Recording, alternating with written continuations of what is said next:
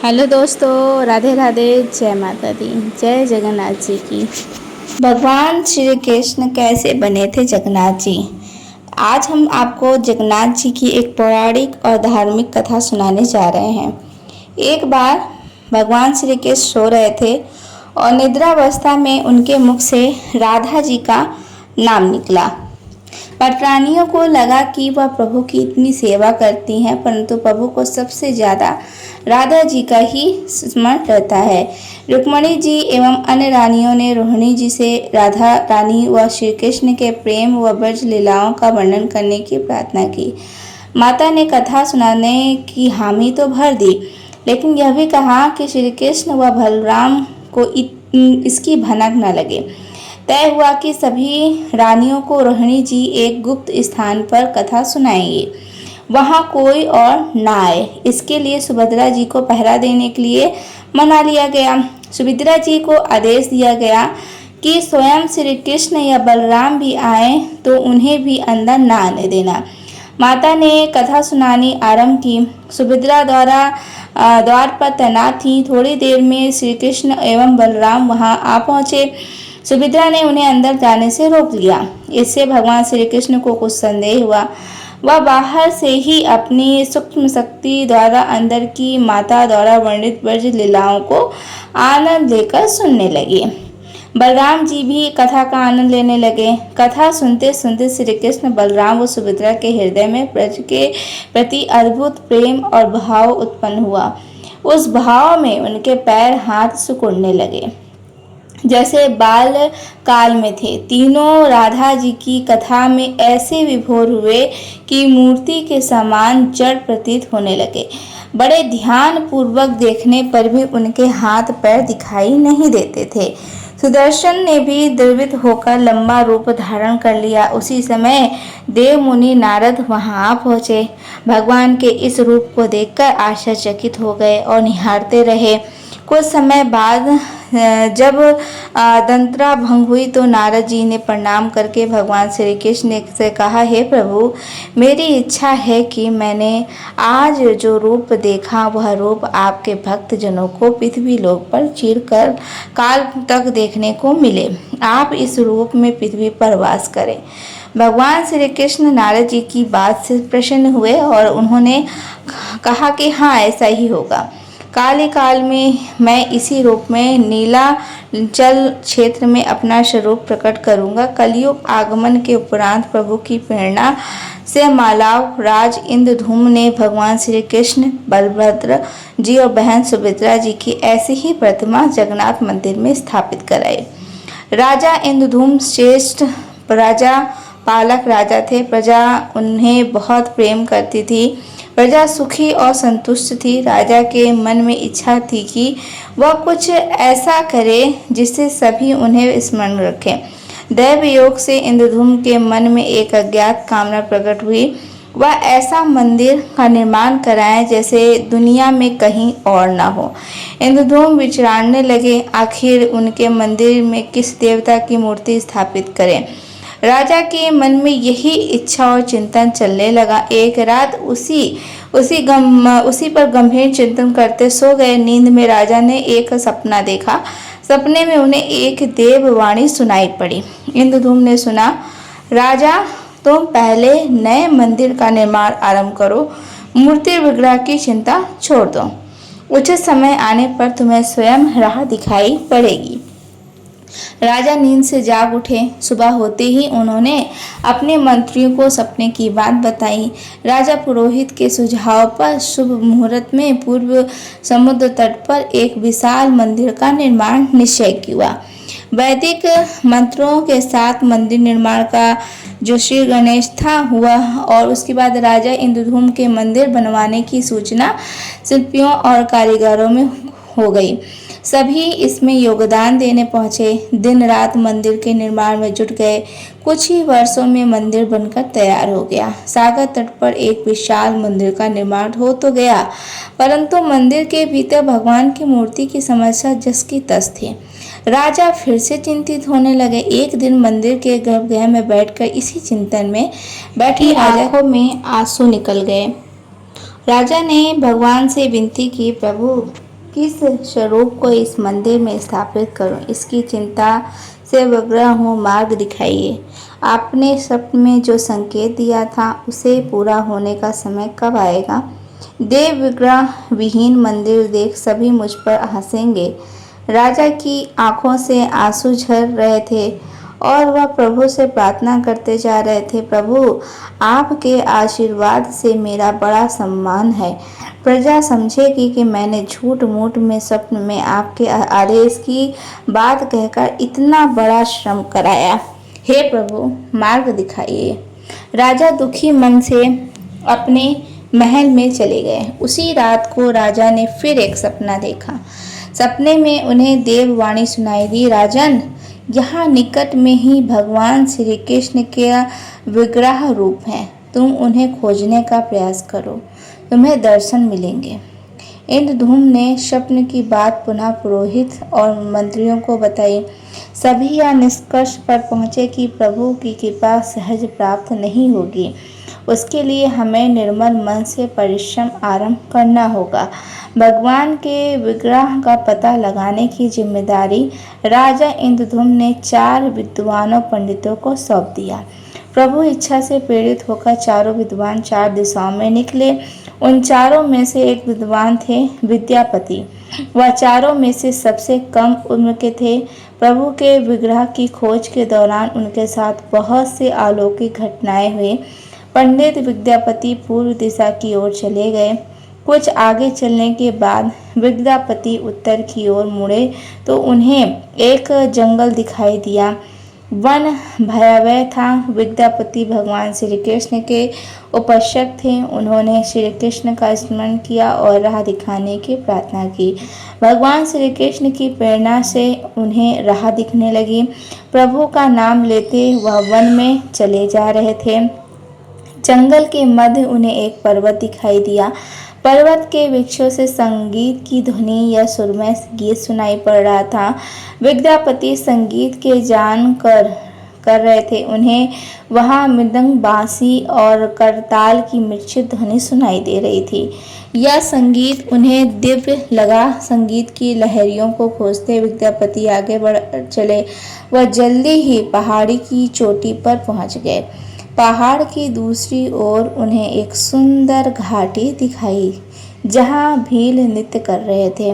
विद्यापति उस दृश्य को देखकर मंत्रमुग्ध में थे। सफर के कारण थके थे पर संगीत से थकान मिट गई और उन्हें नींद आने लगी। अचानक एक बाघ की गर्जना सुनकर विद्यापति घबरा उठे। बाघ उनकी ओर दौड़ता आ रहा था। बाघ को देखकर विद्यापति घबरा गए और बेहोश होकर वहीं गिर पड़े। बाघ विद्यापति पर आक्रमण करने ही वाला था, तभी एक स्त्री ने बाघ को पुकारा और बाघा उस आवाज को सुनकर बाघ मौन खड़ा हो गया। स्त्री ने उसे लौटाने का आदेश दिया तो बाघ लौट पड़ा। बाघ उस स्त्री के पैरों के पास ऐसे लौटने लगा जैसे कोई बिल्ली पुचकार रही हो, सुनकर खेलने लगती है। युवती बाघ की पीठ को प्यार से थपथपाने लगी और बाघ स्नेह से लौटता रहा। वह स्त्री वहां मौजूद स्त्रियों में सर्वाधिक सुंदर थी। वह भीलों के राजा विश्वावसु की इकलौती पुत्री ललिता थी। ललिता ने अपने सेविकाओं को आचेत विद्यापति की देखभाल के लिए भेजा। सेविकाओं ने झरने से जल लेकर विद्यापति पर छिड़का। कुछ देर बाद विद्यापति की चेतना लौटी। उन्हें जल पिलाया गया। विद्यापति यह सब देखकर कुछ आश्चर्य में थे। ललिता विद्यापति के पास आई और पूछा कि आप कौन हैं और भयानक जानवरों से भरे इस वन में आप कैसे पहुंचे? आपके आने का प्रयोजन बताइए ताकि मैं आपकी सहायता कर सकूं। विद्यापति के मन से बाघ का भय पूरी तरह से गया नहीं था। ललिता ने यह बात भाप ली और उन्हें सांत्वना देते हुए कहा कि विपर आप मेरे साथ चले। जब आप स्वस्थ हों तब अपने लक्ष्य की ओर प्रस्थान करना। विद्यापति ललिता के पीछे पीछे उनकी बस्ती की तरफ चल दिए। विद्यापति भीलों के राजा विश्वावसु से मिले और उन्हें अपना परिचय दिया। विश्वावसु विद्यापति जैसे विद्वान से मिलकर बड़े प्रसन्न हुए। विश्वावसु के अनुरोध पर विद्यापति कुछ दिन वहां अतिथि बनकर रुके। वह भीलों को धर्म और ज्ञान का उपदेश देने लगे। उनके उपदेशों को वसुभसु तथा ललिता बड़ी रुचि के साथ सुनते थे। ललिता के मन में विद्यापति के लिए अनुराग पैदा हो गया। विद्यापति ने भी भाप लिया कि ललिता जैसी सुंदरी को उनसे प्रेम हो गया है, किंतु विद्यापति एक बड़े कार्य के लिए निकले थे। अचानक एक दिन विद्यापति बीमार हो गए। ललिता ने उनकी सेवा की। इससे विद्यापति के मन में भी ललिता के प्रति प्रेम भाव पैदा हो गया। वसु ने प्रस्ताव रखा कि विद्यापति ललिता से विवाह कर ले। विद्यापति ने इसे स्वीकार कर लिया और कुछ दिनों में ही सुखमय बीतते ललिता से विवाह करके विद्यापति प्रसन्न हो गया। पर जिस महत्वपूर्ण कार्य के लिए वह आए थे वह अधूरा था।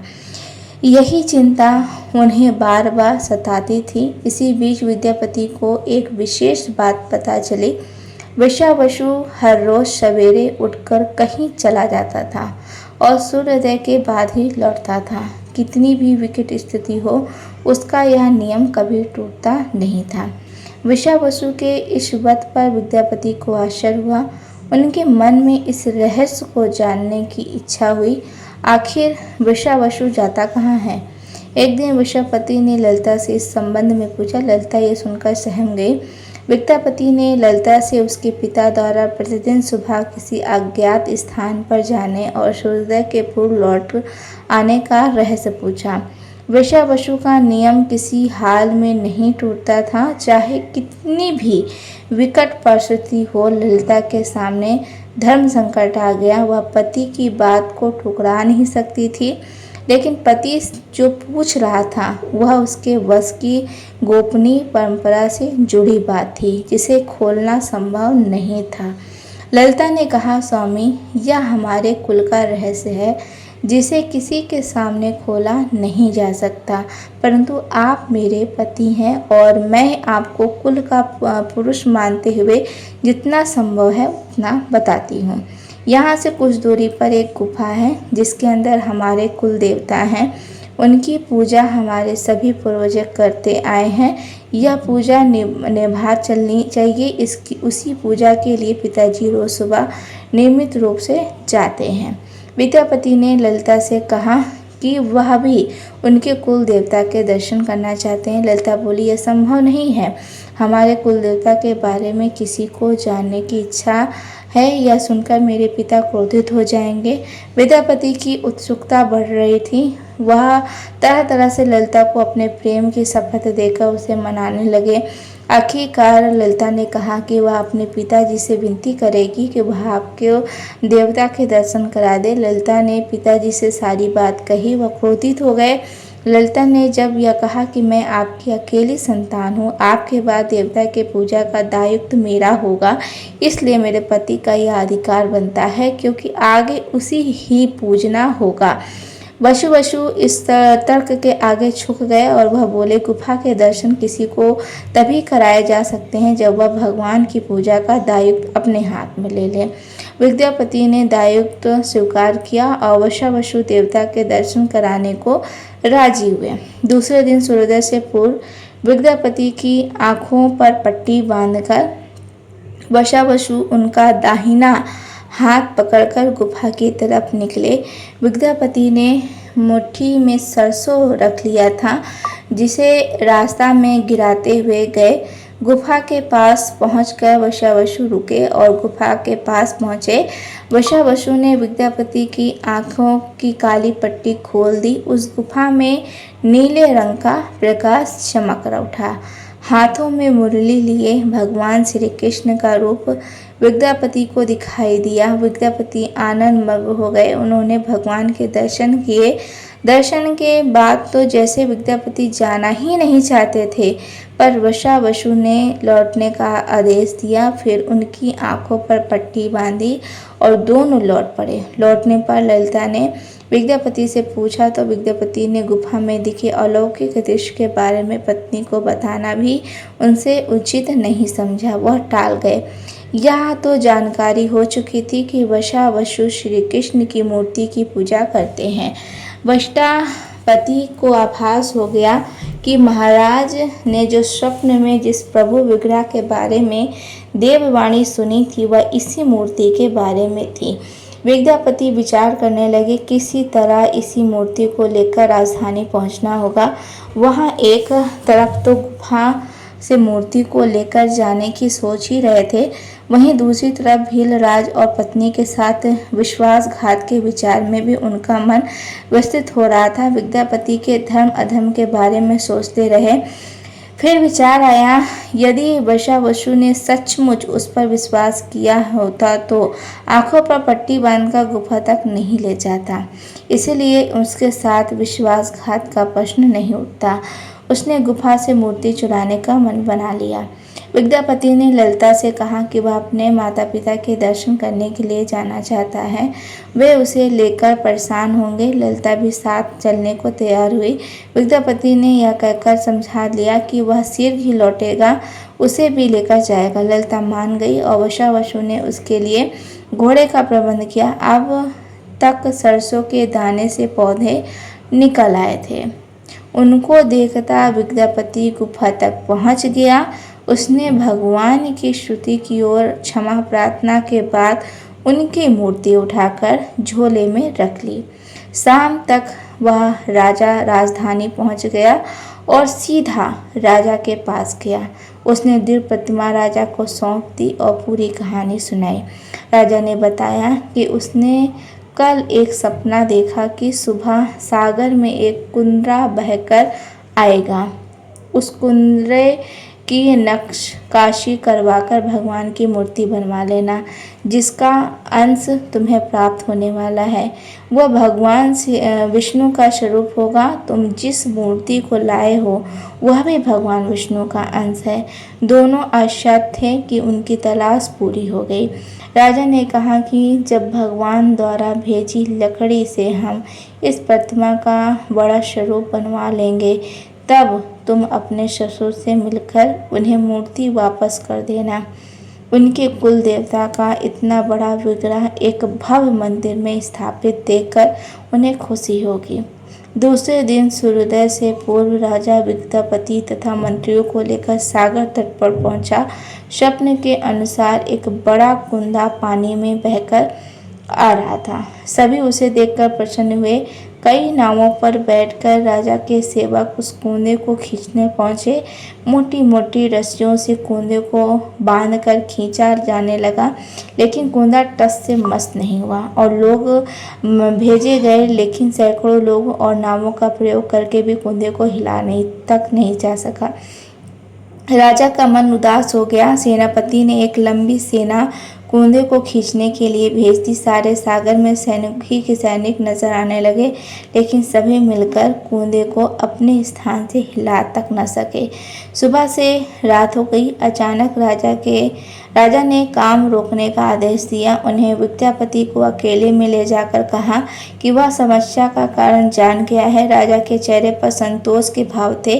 राजा ने विद्यापति को गोपनीय रूप से कही चलने की बात कही। राजा इंद्रधूम्न ने कहा कि अब भगवान का विग्रह बन जाएगा, बस एक काम करना होगा। राजा इंद्रधूम्न को भगवान की प्रेरणा में समझ में आने लगा कि आखिर प्रभु के विग्रह के लिए जो लकड़ी का कुंदा पानी से बहकर आया है वह हिल डुल भी क्यों नहीं रहा है।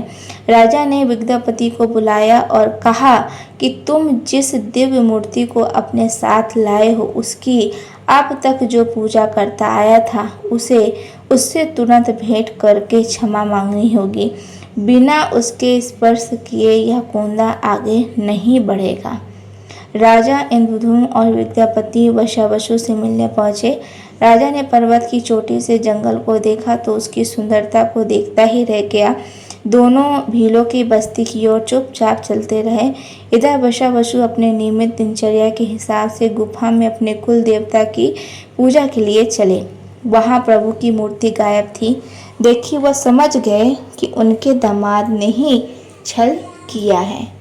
वशावसु लौटते और ललिता को सारी बात सुना दी।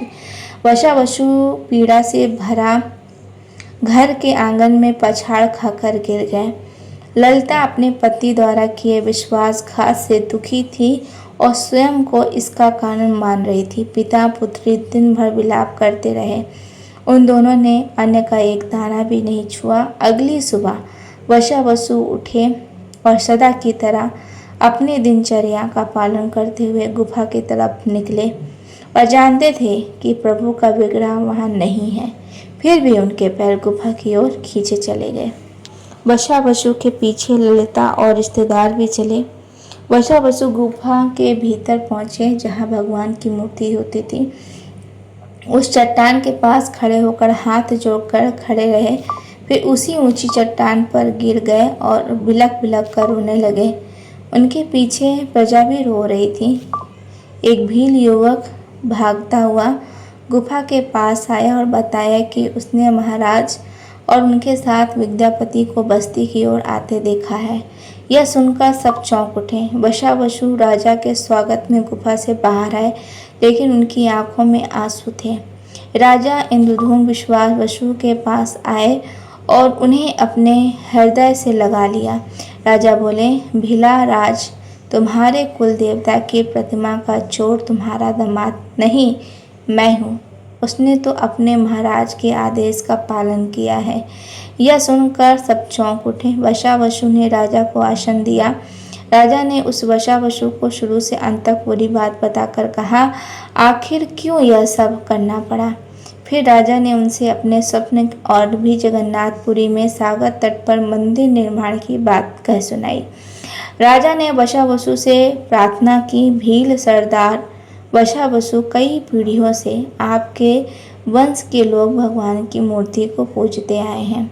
भगवान के उस विग्रह के दर्शन सभी को मिले, इसके लिए आपकी सहायता चाहिए। ईश्वर द्वारा भेजे गए लकड़ी के कूंदे से बनी मूर्ति के भीतर हम इस दिव्य मूर्ति को सुरक्षित रखना चाहते हैं।